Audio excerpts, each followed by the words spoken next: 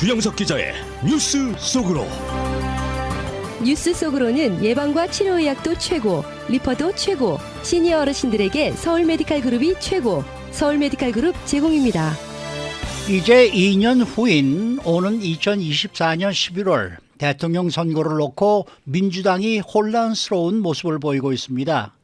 이 조 바이든 대통령 지지율이 너무나 낮은 데다가 고령이어서 이제는 지지자들조차도 다음 대선에서 조 바이든 대통령이 재선에 도전하는 것에 대해 부정적으로 지금 의견을 밝히고 있습니다. 또 이 미국의 소비자 물가지수 6월 수치가 내일 발표될 예정인데 과연 지난 5월의 8.6%에서 내려갔을 것인지 그 여부가 최대 관심사로 떠오르고 있습니다. 어제 발표된 6월 인플레이션율 기대 심리는 6.8%로 역대 최대치를 기록하면서 연준이 이달 말에 FOMC에서 또 한 번 1%포인트를 올릴 가능성이 지금 전망이 되고 있기도 합니다. 자, 주영석 기자. 안녕하십니까.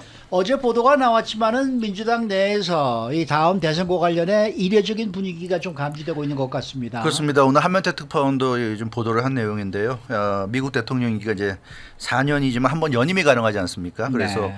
최대 8년까지 대통령직을 수행할 수 있고, 그래서 첫 임기 4년을 마치는 대통령은 이제 재선에 도전합니다. 조 바이든 대통령도 첫 번째 임기이기 때문에 2024 대선에서 재선 도전을 할 수 있는데 보통은 그래서 재선 도전하는 게 당연한 거고요. 그러니까 집권 여당 같은 경우는 재선 도전할 때는 뭐 대통령이 나서니까 대통령 선거의 그 경선 같은 데는 신경을 안 쓰는데 이번에 민주당은 좀 달라졌습니다. 뉴욕타임즈가 시에나 대학과 공동으로 실시한 여론조사 결과 민주당 지지자들 중에 3분의 2에 달하는 64%가 2024 대선 후보 교체를 원한다고 응답한 겁니다. 그러니까 조 바이든 대통령은 한 번으로 만족하고 나서지 마라, 이제 이런 얘기입니다. 그 조 바이든 대통령이 민주당 소속이니까 이 지지자들로부터 지금 외면을 받고 있는 건데요. 글쎄요, 좀 흥미로운 상황입니다. 민주당 지지자들 중에 3분의 2가 조 바이든 대통령의 출마 자체를 지금 반대하고 있습니다. 네, 그러면 출마 자체를 반대하는 이유는 뭔가요? 예, 역시 가장 많은 이유는 나이입니다. 33%가 나이를 이유로 들었는데요. 조 바이든 대통령이 1942년 11월 20일생이죠. 그래서 대통령 선거가 열리는 2024년 11월이면 거의 82세입니다. 이제 11월 첫째 주 화요일 날 선거가 있고, 그리고 한 3주 정도 지나면 이제 82살이 되는 거니까 당선된다고 해도 86살까지 재임을 한다는 거니까 너무 나이가 많다. 그래서 그만하십시오, 이제 이런 얘기가 되겠고요. 다음으로 32%가 조 바이든 대통령이 직무를 제대로 수행하지 못하고 있다고 응답했습니다. 그래서 지금 하고 있는 거 보니까 마음에 안 든다, 이제 이런 얘기고요. 새로운 인물 원한다는 민주당 지지자들이 12%, 진보적이지 못하다가 10%, 선거에서 이길 역량이 없다가 4%, 정신적인 어떤 영민함이 부족하다가 3% 이렇게 나타났습니다. 그래서 뭐 이유는 여러 가지지만 어찌됐건 조 바이든 대통령 또 나서서는 안 된다는 그런 생각을 하는 민주당 지지자들이 지금 64%인 것으로 나타났습니다. 근데 조 바이든 대통령의 지지율도 많이 내려갔어요. 네, 그렇습니다. 이번 뉴욕타임즈와 시에나 대학의 공동 여론조사에서 지지율이 33%로 지금 나왔습니다. 굉장히 낮은 지지율인데요. 내용을 살펴보면 더 처참합니다. 강력히 지지한다는 응답이 13%고요. 어느 정도 지지한다가 20%. 그러니까 33% 중에서도 아주 코어하게 정말 아주 확신을 갖고 지지하는 사람은 13%밖에 안 됐으니까 지금 조 바이든 대통령 지지율은 거의 좀 무너진 상태인 것 같고요. 국정 수행에 대한 부정적 평가가 60%입니다. 강력하게 부정적으로 평가한다는 답이 45%니까 강력하게 지지한다 13%에 비하면 굉장한 차이가 나고 있고요. 어느 정도 부정적 평가가 15%. 그래서 조 바이든 대통령 지금 국정 지지율 면에서도 좀 심각한 상황인 것 같습니다. 그런데 조 바이든 대통령에게 희망이 아주 없는 건 또 아니네요. 그렇죠. 어떤 분포를 보니까. 지금까지 말씀드린 것이 절대평가입니다. 예. 조 바이든 대통령에 대한 절대평가가 이렇게 아주 안 좋은데 네. 이게 상대평가를 하면 얘기가 달라져요. 예. 그러니까 100점 만점 시험에서 조 바이든 대통령이 40점밖에 못 받았는데 절대적으로 보면 아주 안 좋은데 다른 친구들하고 비교하니까 그렇게 나쁜 게 아니네. 이제 이런 상황이 되는 거예요. 네. 그래서 오늘 대선이 열린다면 표를 주겠다는, 조 바이든 대통령에게 표를 주겠다는 사람들이 44%인데 이게 도널드 트럼프 전 대통령이 공화당 후보로 나올 경우 41%. 그러니까 지금 당장 맞대결 한다면 오늘이 선거일이라고 해서 맞대결 한다면 44%대 41%로 조 바이든 대통령이 앞서는 거예요. 물론 이게 오차범위라는 게 있기 때문에 3% 정도면 좀 애매하긴 하지만 어찌됐건 앞서는 거고요. 그래서 조 바이든 대통령이 여러 가지 면에서 마땅치 않지만 지금 당장 트럼프 전 대통령과 만난다면 그래도 트럼프 전 대통령을 찍어줄 수는 없으니까 내가 조 바이든 대통령을 찍어줄 수밖에 없지. 이런 생각하는 사람들이 많다는 얘기고요.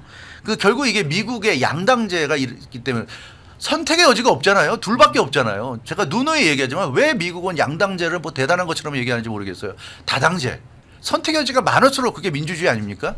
미국은 왜 양당제가 대단한 것처럼 뭐 대단한 전통인 것처럼 얘기하지만 굉장히 좀 문제가 많은.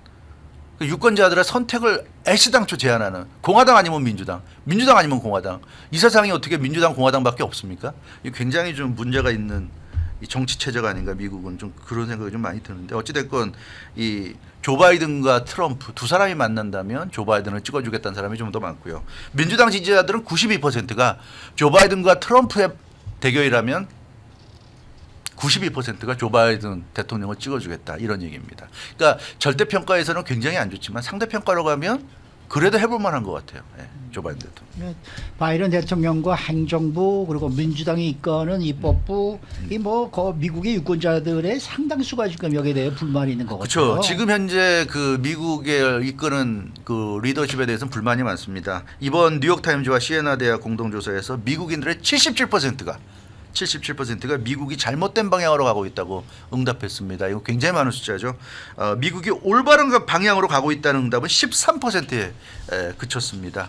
민주당 지지자들도 미국에 굉장히 불만이 많았어요. 27%만이 민주당 지지자들 중에서도 27%만이 현재 미국이 올바른 방향으로 가고 있다. 3분의 1이 안 됩니다. 그러니까 굉장히 이 현실에 대해서 뭐 민주당 공화당 가릴 거 없이 성향이 어떻든 간에 상당히 좀 불만이 많은 것으로 나타나고 있고 뭐 그렇잖아요. 경제가 이렇게 엉망이고 좀 인플레이션이 있고 하다 보니까 민주당 지지자들조차 지금 대통령도 민주당이고 연방의회도 민주당이 장악하고 있지만 좀 불만이 많은 것 같습니다. 그러면은 민주당 지지자들은 조 바이든 대통령의 재선 도전이 싫다라면은 어떤 인물을 대안으로 삼고 있는 거예요? 뭐 물론 이제 실제 대선이 가까워지면 여러 인물이 나오겠지만 예. 지금 현재는 아무래도 카말라 해리스 부통령, 게빈 뉴섬 캘리포니아 지사가 가장 유력한 지금 후보들로 떠오르고 있고요. 공화당에서는 도널드 트럼프 전 대통령, 론 드샌티스 플로리다 주지사 등이 꼽히고 있습니다. 야후뉴스와 유고부가 그 6월 말에 그러니까 한 2주 전쯤에 공동으로 여론조사 실시한 내용을 보면 지금 재미난 그 조사를 했는데요. 조 바이든 대통령, 카말라 해리스 부통령, 케빈 뉴섬 캘리포니아 주지사 그리고 도널드 트럼프 전 대통령, 론 드샌티스 플로리다 주지사 5명을 이렇게 맞대결 시켜봤어요. 그래서 가상 대결 시켜봤더니 조 바이든 대통령이 2024 대선 후보로 나서서 트럼프 전 대통령 상대하면 42%대 40%, 2% 앞서는데 이거 오차범위 내니까 거의 박빙인 것 같습니다. 조 바이든 대통령이 론 드샌티스 플로리다 주지사 상대로 하면 41%대 37%, 4%니까 뭐 큰 차이는 아니지만 그래도 오차 범위를 좀 살짝 벗어난 것 같아요. 그래서 좀 우위고. 그러니까 조 바이든 대통령이 지금 인기가 없지만 트럼프 전 대통령이나 론 드샌티스 플로리다 주지사를 상대로 하면 그래도 이길 가능성이 있다는 얘기입니다. 지금. 그러니까 민주당도 선택에 고민이 많을 수밖에 없는 것 같아요. 카말라 해리스 부통령은 트럼프 전 대통령 상대로 41대 41 동률입니다. 그러니까 조 바이든 대통령보다도 안 좋아요. 지금 안 좋고요. 론 드샌티스 플로리다 주지사 상대로는 41대 37 똑같습니다. 조 바이든 대통령과. 그래서 카말라 해리스 부통령은 트럼프 전 대통령을 상대로는 이긴다는 장담을 할 수 없고 론 드샌티스 플로리다 주지사 상대로는 이길 수 있고 게빈 뉴섬 주지사는 트럼프 전 대통령 상대로 40%대 39% 1% 앞섭니다. 게빈 뉴섬 주지사가. 론 드샌티스 플로리다 주지사 상대로는 39%대 36% 3%를 앞서는데 이렇게 되면 어떻게 보면 도널드 트럼프 전 대통령의 위험이라고 할 수도 있는데 민주당 후보가 누가 나오건 다 오차범위 내 접전이에요. 그러니까 트럼프 전 대통령이 나오면 그래도 경쟁력이 있는 거죠. 이 론 드샌티스 플로리다 주지사보다는 트럼프 전 대통령이 경쟁력이 있다. 이런 거 보면 공화당 쪽은 아마 트럼프 전 대통령을 지지할 가능성이 좀 높아지는 것 같은데요. 아무튼 이 민주당에서는 카말라 해리스보다는 지금 게빈 뉴섬 주지사를 더 선호하는 것 같습니다. 그래서 현재로서는 캘리포니아 게빈 뉴섬 주지사가 가장 유력한 민주당에서 만약에 조 바이든 대통령이 안 나온다면 가장 유력한 차기 대권 주자로 지금 꼽히는데 이 한국으로 치면 좀 강남 좌파적이다 하는 지적을 많이 받고 있죠. 강남 좌파가 고학력자, 고소득자, 그러니까 모든 상황을 보면 보수가 돼야 될 것 같은데 진보를 자처하는 강남 좌파. 근데 이 사람들이 보면 어떻게 볼까요? 좀 약간 자기 생활과 주장하는 것과 약간 모순이 있다. 뭐 그런 약간은 안 좋은 의미로 강남 좌파가 사용되는데 게빈 뉴섬 캘리포니아 주지사가 그런 의미로 지금 불리는 경향도 있다. 어찌됐건 게빈 뉴섬 주지사는 호불호가 명확히 갈립니다. 그래서 좋아하는 사람은 굉장히 좋아하고 또 싫어하는 사람은 또 싫어하는데 이 게빈 뉴섬 주지사가 만약에 민주당 후보가 된다면 젊고 또 뛰어난 외모라든가 이런 어필할 만한 요소는 굉장히 많죠. 그런 면에서 민주당이 과연 어떤 인물을 내세울지 상당히 좀 궁금해집니다. 인물들 없네요. 참 인물 없어요. 민주당도 그렇고 공화당도 그렇고 조 바이든 대통령 또 카말라 해리스, 네, 카말라 해리스, 게빈 뉴섬. 게빈 뉴섬.